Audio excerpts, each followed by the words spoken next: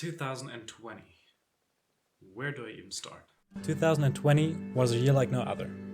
A global pandemic was the main center of attention, and this year was dominated by crises, problems, and the feeling of being stuck, not knowing what our future will look like. It started off like every other year. I was really looking forward to this year, 2020, the start of a new decade. Probably the best years of my life. I set a goal. I wanted to make the most out of each year, so I made a bucket list for 2020 and decided to film my adventures for YouTube. Well, that didn't quite work out.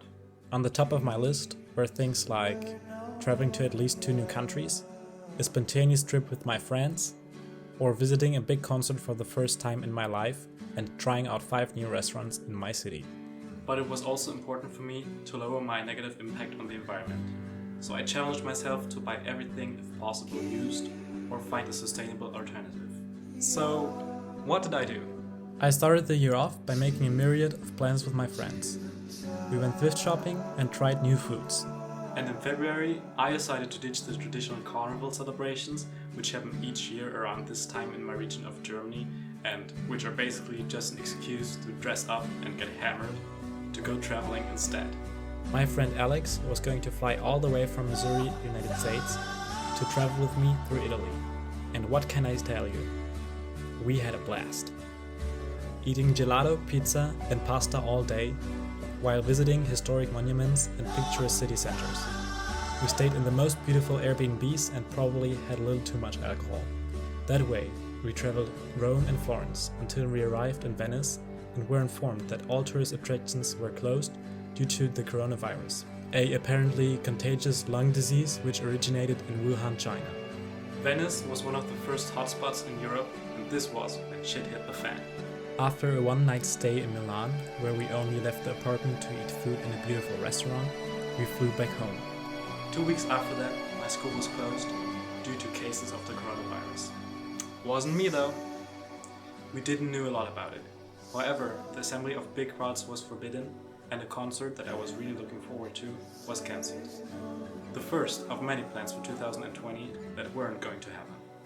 By March 22nd, Germany went into a lockdown. It became very apparent that we wouldn't defeat the coronavirus anytime soon. We weren't able to meet our friends, go to school, or visit restaurants. School was now online.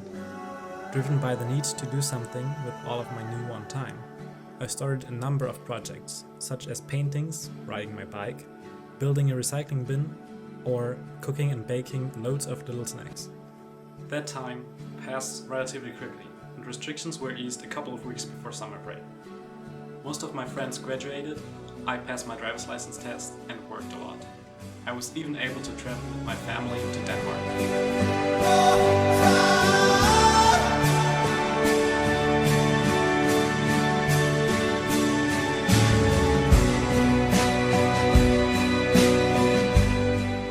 We stayed there for a couple of weeks, enjoying the laid-back lifestyle of the Danish people, visiting cute little cities and towns such as Aalborg, and gazing on majestic views of the ocean, rugged cliffs, and long sandy beaches.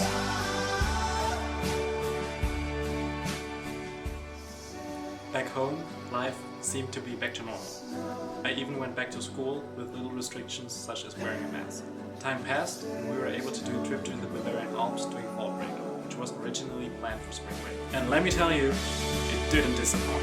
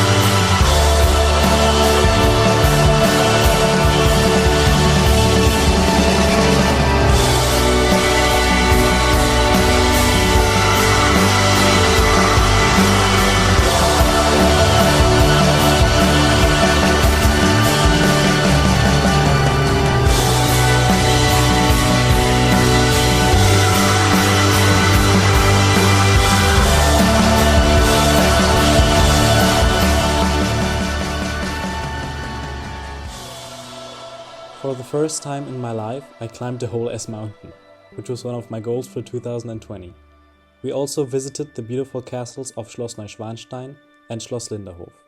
But while traveling Bavaria, COVID cases rose again.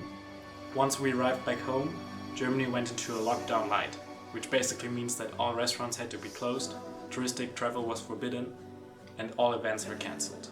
But the number of cases kept increasing, which led us to where we are now. A second lockdown starting December 16 and supposed to last till January 10, which made Christmas and New Year celebrations as we know them basically impossible. And here we are now, me making this recap of the year 2020. This year was probably the craziest I have ever witnessed, but not only for me, this year was a very important one. Social injustices showed more than ever before. Millions of people protested against racially motivated police violence as a part of the Black Lives Matter movement, and the challenges of climate change were more evident than in every other year before. I want to conclude this video with a statement my mom shared with me. Let 2021 be the year in which Corona is a beer again, in which we can take a step forward and not back when reuniting, in which positive means good again, and tests are only taken in schools.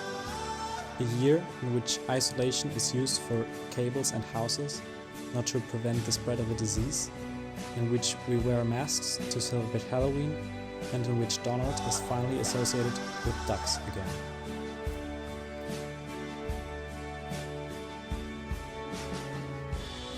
Please comment if you liked the video and if you would be interested in how other people perceived the pandemic in 2020.